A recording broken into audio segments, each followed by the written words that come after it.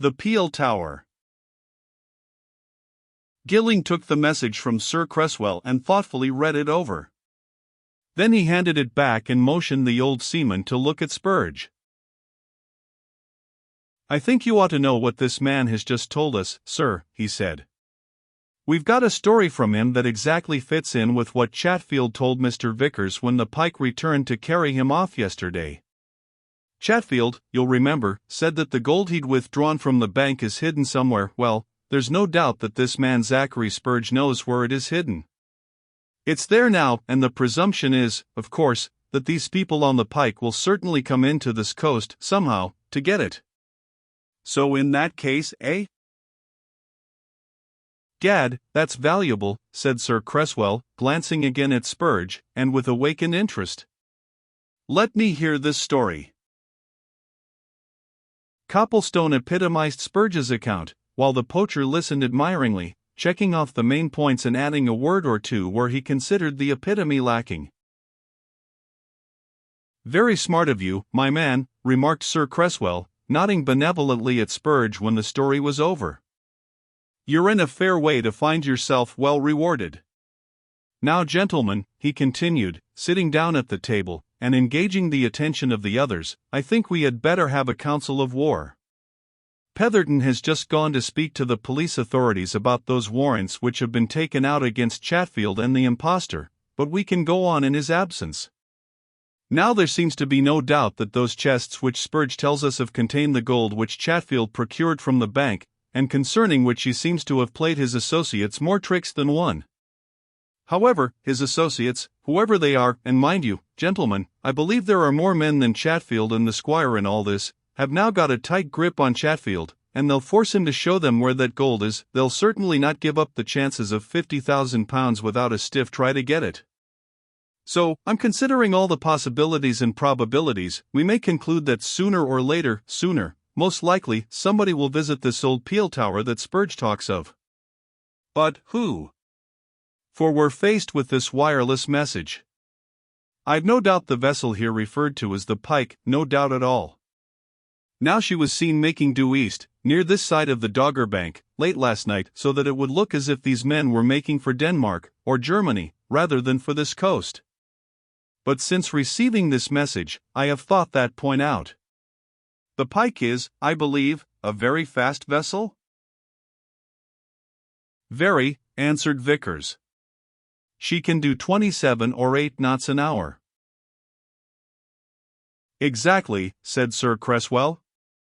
"Then in that case they may have put in at some northern port, landed Chatfield, and 2 or 3 men to keep an eye on him and to accompany him to this old tower, while the Pike herself has gone off till a more fitting opportunity arises of dodging in somewhere to pick up the chests which Chatfield and his party will in the meantime have removed.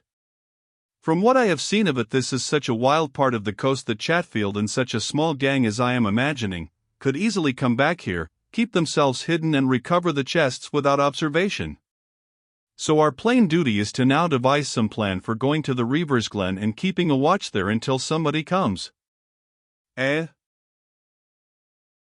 "There's another thing that's possible, sir," said Vickers, who had listened carefully to all that Sir Cresswell had said. "The Pike is fitted for wireless telegraphy." "Yes," said Sir Cresswell expectantly. "And you think?" "You suggested that there may be more people than Chatfield and the squire in at this business," continued Vickers. "Just so.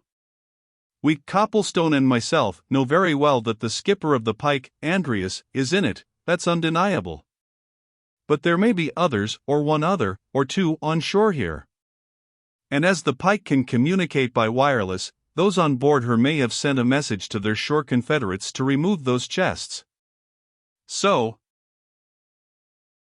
"Capital suggestion," said Sir Cresswell, who saw this point at once. "So we'd better lose no time in arranging our expedition out there. Spurge, you're the man who knows the spot best. What ought we to do about getting there in force?" Spurge, obviously flattered at being called upon to advise a great man, entered into the discussion with enthusiasm. "Your Honor mustn't go in force at all," he said. What's wanted, gentlemen, is strategy. Now if you'll let me put it to you, me knowing the lie of the land, this is what had ought to be done. A small party ought to go, with me to lead. We'll follow the road that cuts across the moorland to a certain point, then we'll take a by-track that gets you to High Nick, there we'll take to a thick bit o' wood and coppice that runs right up to the peel tower. Nobody'll track us, nor see us from any point, going that way. 3 or 4 of us, these here young gentlemen, now, and me, I'll be enough for the job, if armed. A revolver apiece, your honor, that'll be plenty. And as for the rest, what you might call a reserve force, your honor said something just now about some warrants. Is the police to be in at it, then? The police hold warrants for the 2 men we've been chiefly talking about, replied Sir Cresswell. Well, let your honor come on a bit later with not more than 3 police plainclothes fellows, as far as High Nick, said Spurge. The police'll know where that is. Let 'em wait there, don't let 'em come further until I send back a message by my cousin Jim. You see, governor, he added, turning to Copplestone, whom he seemed to regard as his own special associate, we don't know how things may be. We might have to wait hours. As I view it, me having listened careful to what his honor the admiral there says, best respects to your honor, them shaps'll never come a nigh that place till it's night again, or at any rate, dusk, which'll be about 7 o'clock this evening. But they may watch, during the day, and it would be a foolish thing to have a lot of men about.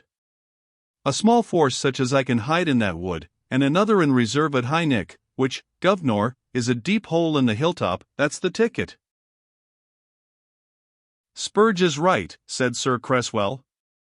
You youngsters go with him, get a motor car, and I'll see about following you over to High Nick with the detectives. Now, what about being armed? I've a supply of service revolvers at my office, down this very street, replied Vickers. I'll go and get them. Here. Let's apportion our duties. I'll see to that. Gilling, you see about the car. Copplestone, you order some breakfast for us sharp. And I'll go round to the police, said Sir Cresswell. Now, be careful to take care of yourselves, you don't know what you've got to deal with, remember. The group separated, and Copplestone went off to find the hotel people and order an immediate breakfast. And passing along a corridor on his way downstairs he encountered Mrs. Grayle, who came out of a room nearby and started at sight of him. Audrey is asleep, she whispered, pointing to the door she had just left. Thank you for taking care of her. Of course I was afraid, but that's all over now. And now the thing is, how are things? Coming to a head, in my opinion, answered Copplestone. But how or in what way, I don't know. Anyway, we know where that gold is, and they'll make an attempt on it, that's sure. So, we shall be there.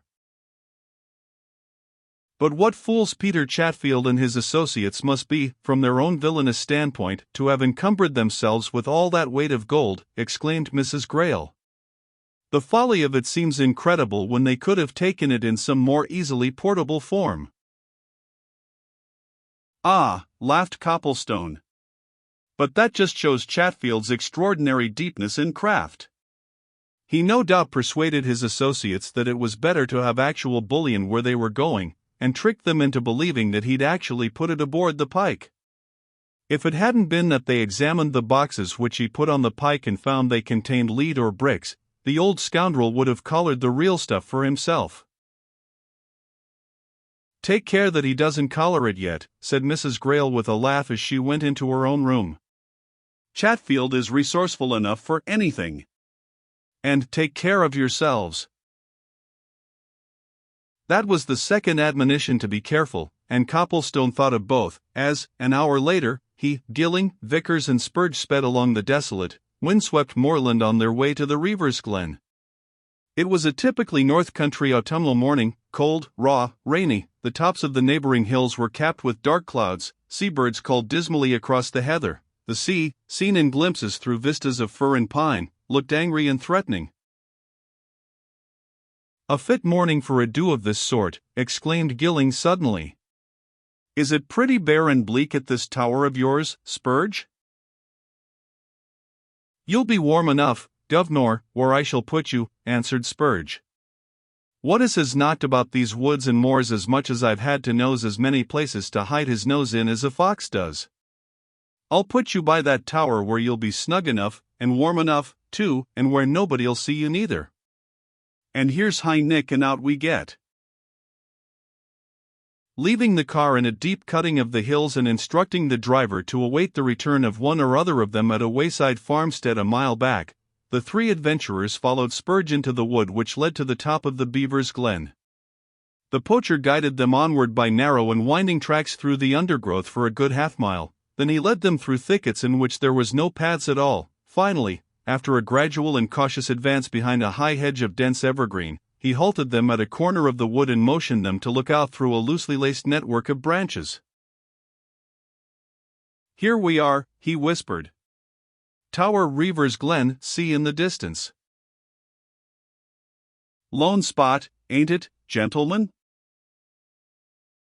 Copplestone and Gilling, who had never seen this part of the coast before, looked out on the scene with lively interest.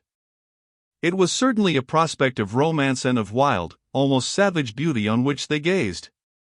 Immediately in front of them, at a distance of 20 to 30 yards, stood the old Peel Tower, a solid square mass of grey stone, intact as to its base and its middle stories, ruinous and crumbling from thence to what was left of its battlements and the turret tower at one angle. The fallen stone lay in irregular heaps on the ground at its foot. All around it were clumps of furze and bramble.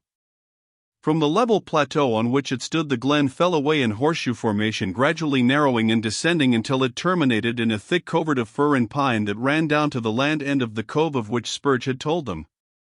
And beyond that stretched the wide expanse of sea, with here and there a red-sailed fishing boat tossing restlessly on the white-capped waves, and over that and the land was a chill silence, broken only by the occasional cry of the seabirds and the bleating of the mountain sheep. A lone spot indeed, said Gilling in a whisper. Spurge, where is that stuff hidden? Other side of the tower, in an angle of the old courtyard, replied. Spurge, can't see the spot from here. And where's that road you told us about? Asked Copplestone. The moor road? Top o' the bank yonder, beyond the tower, said Spurge. Runs round yonder corner o' this wood and goes right round it to High Nick, where we've cut across from. Hush now, all of you, gentlemen, I'm going to signal Jim.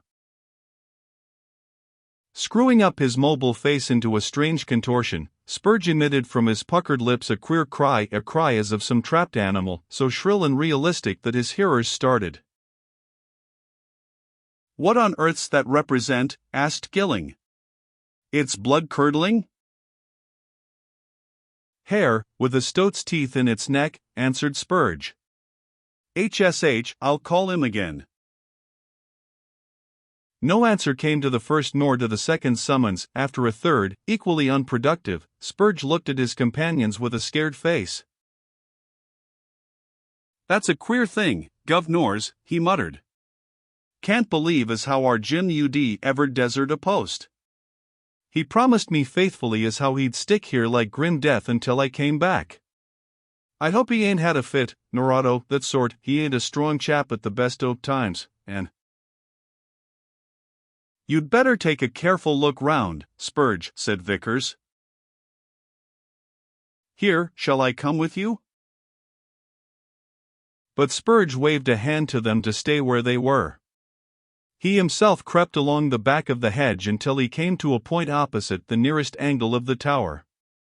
And suddenly he gave a great cry, human enough this time, and the three young men rushing forward found him standing by the body of a roughly clad man in whom Copplestone recognized the one-eyed oddjob man of the Admiral's Arms.